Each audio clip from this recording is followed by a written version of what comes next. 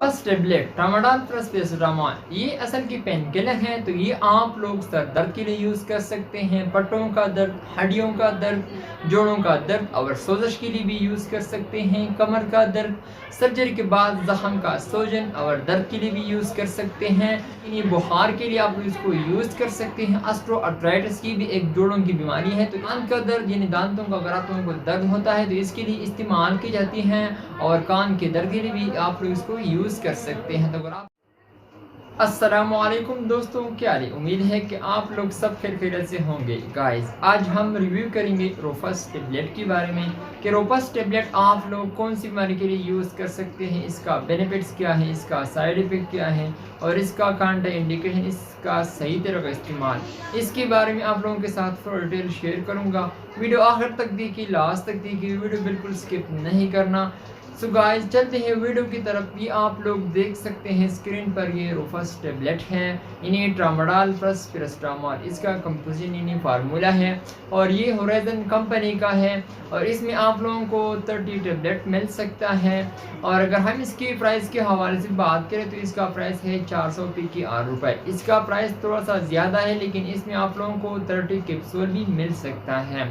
तो अगर हम इसकी तरीक़ा इस्तेमाल के हवाले से बात करें कि हम इसको कौन सी बीमारी के लिए यूज़ कर सकते हैं, डॉक्टर भी कौन सी बीमारी के लिए रिकमेंड करता है, तो आइए जान लेते हैं।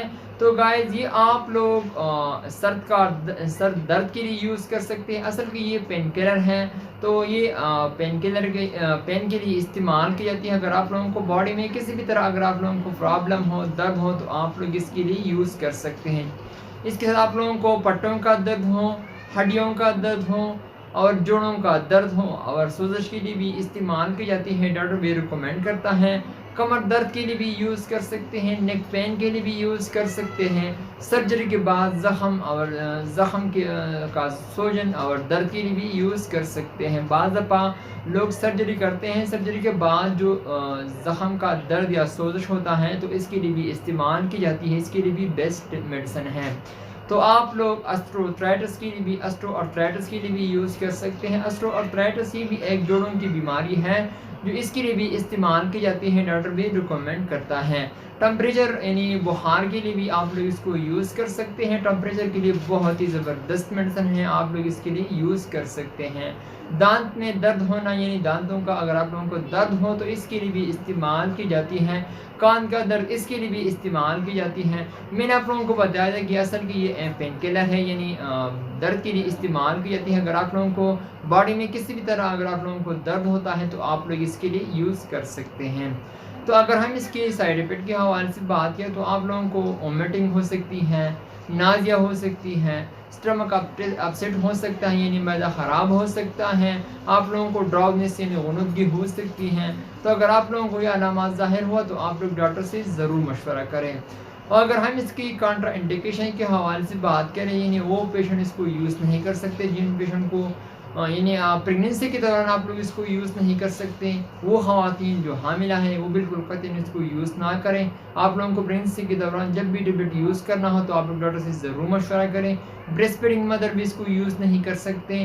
12 साल से कम उम्र वाले जो लोग हैं, बच्चे हैं, वो भी इसको यूज़ नहीं कर सकते हैं और लीवर पेशेंट भी इसको यूज़ नहीं कर सकते।